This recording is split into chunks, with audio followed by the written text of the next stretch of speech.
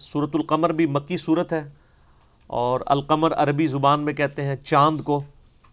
اس میں چاند دو ٹکڑے ہونے کے معجزے کا بیان ہے شروع کی ہی آیات کے اندر۔ اعوذ باللہ من الشیطان الرجیم، بسم اللہ الرحمن الرحیم۔ اقتربت الساعہ، قریب آ گئی قیامت۔ وانشق القمر، اور شق ہو گیا چاند، چاند دو ٹکڑے ہو گیا۔ وَإِن يَرَوْا آیَةً يُعْرِضُوا، اور اگر وہ کوئی نشانی بھی دیکھتے ہیں تو اعراض کرتے ہیں، منہ پھیر لیتے ہیں۔ وَيَقُولُوا سِحْرٌ مُسْتَمِرٌ، اور کہتے ہیں یہ تو کھلا جادو ہے۔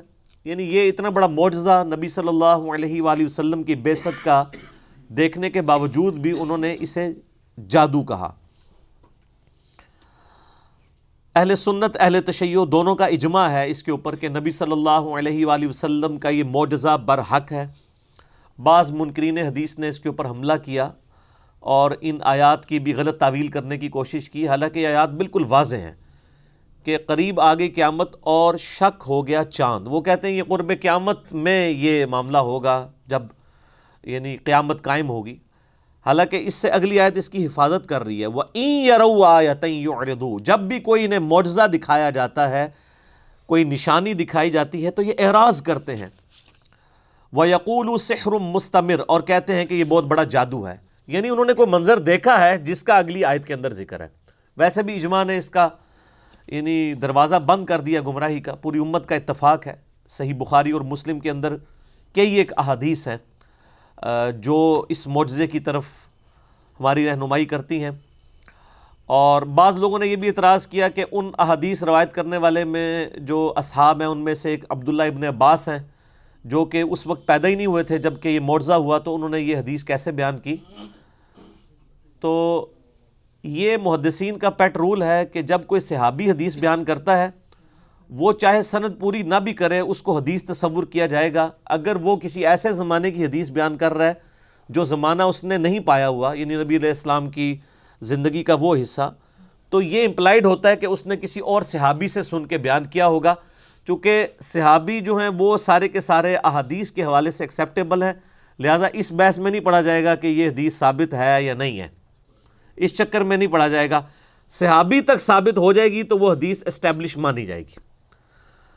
ویسے علمی طور پہ بھی اس کا جواب موجود ہے، وہ یہ کہ یہ حدیث جو ہے وہ صرف اور صرف سیدنا عبداللہ ابن عباس سے روایت نہیں ہے، بلکہ اس حدیث کے راوی سیدنا انس ابن مالک بھی ہیں، اور سیدنا عبداللہ ابن مسعود بھی ہیں، اور عبداللہ ابن مسعود پہلے 10 صحابہ میں سے ہیں، وہ بھی یہ منظر دیکھنے والے ہیں۔ بخاری اور مسلم دونوں میں یہ حدیث موجود ہے کہ عبداللہ ابن مسعود کہتے ہیں رضی اللہ تعالیٰ عنہ وعلیہ السلام کہ نبی صلی اللہ علیہ وآلہ وسلم نے مشرکین عرب کو جب جمع کر کے اپنی دعوت ان کے سامنے رکھی تو انہوں نے ڈیمانڈ کی کہ آپ کوئی نشانی اللہ کی طرف سے دکھائیں، تو نبی صلی اللہ علیہ وآلہ وسلم کو اللہ تعالیٰ نے وحی کے ذریعے یہ چیز بتائی کہ چاند دو ٹکڑے کیا جائے گا نشانی کے طور پر۔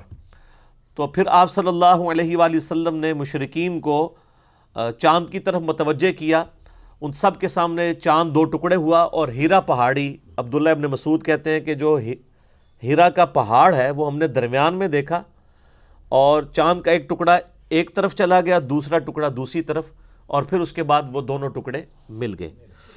تو یہ معجزہ آپ صلی اللہ علیہ وآلہ وسلم کا دعوی نبوت کا نہیں تھا، بلکہ نبوت کی نشانی تھی۔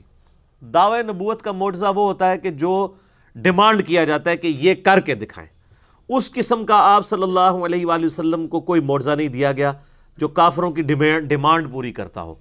وہ آپ کا معجزہ جو ہے وہ یہ کتاب اللہ ہے۔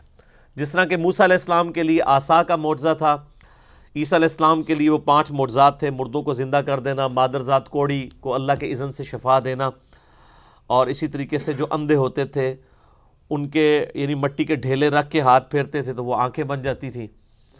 تو یہ یعنی جو سورہ آل عمران کے اندر سیدنا عیسیٰ علیہ نبینا علیہ الصلوۃ والسلام کے معجزات ذکر ہوئے ہیں، اس قسم کے نبی علیہ السلام کے حصی معجزات ملتے جلتے موجود ہیں، لیکن وہ دعوی نبوت والے نہیں۔ دعوت نبوت والا جو معجزہ ہے وہ ایک ہی ہے، اور وہ قرآن ہے، اور وہ لاجیکل ہے، چونکہ آپ صلی اللہ علیہ وآلہ وسلم کی نبوت قیامت تک کے لیے تھی، لہٰذا آپ صلی اللہ علیہ وآلہ وسلم کا معجزہ بھی قیامت تک کے لیے ہے کتاب اللہ کی شکل میں۔